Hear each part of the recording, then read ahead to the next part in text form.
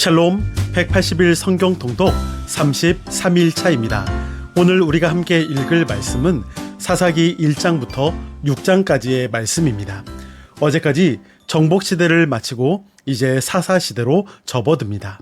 여호수아서 마지막을 보면 여호수아가 백성들을 향해 오직 하나님의 율례와 법도를 따라야 할 것을 권면하며 다짐했습니다.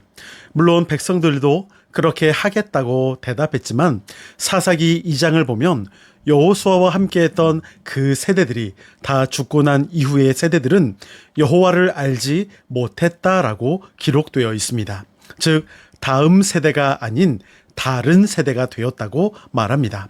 이는 여호와 하나님을 알지 못했다기보다 여호와 하나님을 예배하지 않았다는 말이 됩니다.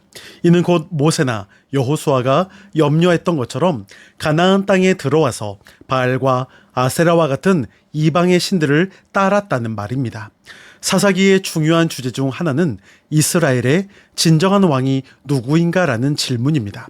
그래서 사사기의 저자는 이스라엘의 왕이 없었더라라는 말을 여러 차례 기록하고 있습니다. 이는 하나님의 뜻에 따르지 않고 자기들의 뜻대로 판단하며 살았거나 우상 숭배를 저지르며 살았던 타락한 백성들의 모습을 풍자 비판한 것입니다. 사사라는 말은 정치, 군사, 종교적인 지도자를 뜻합니다. 히브리어로는 쇼페트라고 하는데 이는 재판한다, 다스린다, 구원한다는 의미를 갖고 있습니다. 사사기에는 12명의 사사가 등장하는데 각각 6명씩 분류하여 대사사, 소사사로 구분하기도 합니다. 대사사라고 해서 특별히 더 뛰어나거나 능력이 있는 것이 아닙니다. 대사사는 사사기에 기록된 내용의 분량 정도가 좀 많거나 활동 내역이 확연히 드러나 있으면 대사사로 불렸던 것뿐입니다. 분량이 조금 더 많다 보니까 더 잘 알려진 유명한 사사일 뿐입니다. 하나님이 그들을 들어 사용하시는 것뿐이지 사사 자체가 특별한 점이 있는 것은 아닙니다.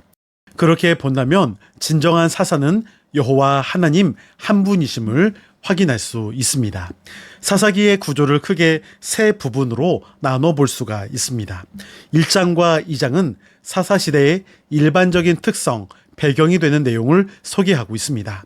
이어 두 번째는 3장부터 16장까지의 내용으로 이스라엘의 구원자로 활동한 12사사들의 활동에 대해서 설명하고 있습니다.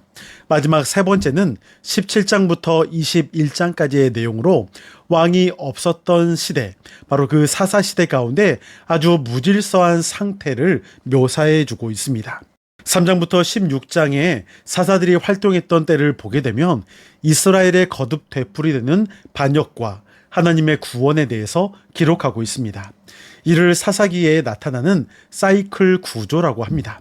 이 사이클 구조는 크게 5가지의 주제가 되풀이되는 원형 구조이죠. 첫 번째는 타락, 죄에 대해서 말하고 있고, 두 번째는 압제, 심판에 대해서 하나님께서 그렇게 허락하고 있는 심판의 내용을 볼 수 있습니다. 세 번째는 백성들이 하나님 앞에 간구하며 부르짖는 소리이고, 네 번째는 하나님께서 그들의 소리를 듣고 응답하심으로 사사를 통해서 하나님께서 구원하고 있음을 볼 수 있습니다. 그리고 마지막 5번째는 또 하나님의 은혜를 저버리고 망각한 타락한 상태로 다시 되돌아가는 이스라엘의 모습을 볼 수가 있지요. 바로 그렇게 첫 번째부터 5가지의 주제로 계속해서 돌아가는 사이클 구조가 6번에 걸쳐 나타나게 됩니다. 이 5가지의 주제를 가장 확실하고도 분명하게 보여주는 사사 때가 바로 첫 번째 사사인 온니엘입니다. 3장 7절부터 11절까지를 보게 되면 타락과 심판, 간구, 사사 온니엘을 통한 구원, 그리고 온니엘이 죽고 난 이후에 이제 망각, 타락의 모습으로 다시 되돌아가는 이스라엘의 모습을 볼 수가 있지요. 이런 5가지의 사이클 구조가 무려 6번이나 등장하고 있습니다. 이런 역사가 약 400년 동안 반복되는 것이 바로 사사시대입니다. 문제는 갈수록 이것이 더 심각한 죄악으로 커지게 된다는 사실입니다. 하나님의 구원의 능력으로 움직여야 할 사사조차도 갈수록 타락해져 가고 있고, 심지어 마지막 사사인 삼손은 정말 노답이다 싶을 정도로 완전히 망가져버림을 볼 수 있습니다. 그럼에도 하나님은 그런 사사를 사용하십니다. 또한 그것이 지금의 우리에게도 동일하게 적용되고 있습니다. 우리도 하나님이 보실 때 노답일 수 있습니다. 부족한 것 투성이고 연약합니다. 그럼에도 하나님은 우리를 사용하시며 자녀 삼아 주셨습니다. 그것이 하나님의 은혜임을 고백합니다. 이제 내용을 기억하면서 사사기 1장부터 6장까지의 말씀을 들으시겠습니다. 여러분, 오늘도 승리하시고 평안하세요.